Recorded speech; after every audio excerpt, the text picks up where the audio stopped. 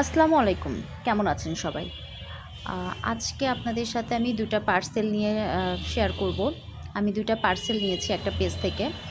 তো পেজের নাম আমি আপনাদের সাথে পরে শেয়ার করব অন্য একটা ভিডিওতে। তো এই পার্সেলটা আসার পরে আমার বাসায় যারা আছে সবাই টেনশনে পড়ে গিয়েছে। আসলে পার্সেলটা এত বড় একটা পার্সেল, এটার মধ্যে কি আছে?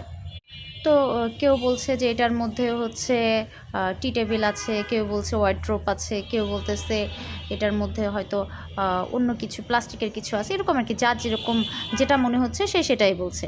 তো আমি তো চুপ করে আছি, আমি দেখতেছি যে আসলে সবাই দেখি কে ঠিকটা বলতে পারে। তো আসলে কেউ ঠিকটা বলতে পারে নাই। তো এরপরে পার্সেলটা খুললো। তো খোলার পরে সবাই দেখলো এটা হচ্ছে একটা স্টোরেজ, ডিভান।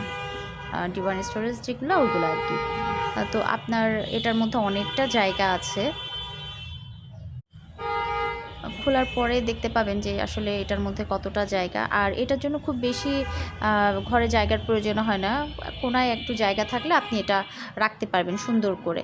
তো ভিতরে আপনি আপনার প্রয়োজনীয় জিনিসগুলোও রাখতে পারছেন, আবার উপরে আপনি ২ টা কুশন দিয়ে রাখতে পারছেন। যে কেউ এসে আপনার বিছানায় বসবে, তার থেকে আপনার এখানেই মানে এই ডিভানটাই বসতে পারবে। আসলে আমাদের প্রত্যেকের এক একটা শখ থাকে ঘর গোছানোর, এক এক রকমের আর কি। তো এরকম আমারও কিছু শখ আছে ঘর গোছানোর। আর তাছাড়া আপনাদের সাথে তো আমি আগেই শেয়ার করেছি আমার ঘরের অনেক ফার্নিচার আমি বাড়িতে পাঠিয়ে দিয়েছি। সেক্ষেত্রে আমার ঘরে সব নতুন ফার্নিচার। তো আমার মনে হয়েছে যে এটা আমার ঘরের জন্য আসলে দরকার। তো এই জন্য আর কি আমি এটা নিয়েছি। তো একটা পার্সেল খোলা হয়েছে, আর একটাও খোলা হবে।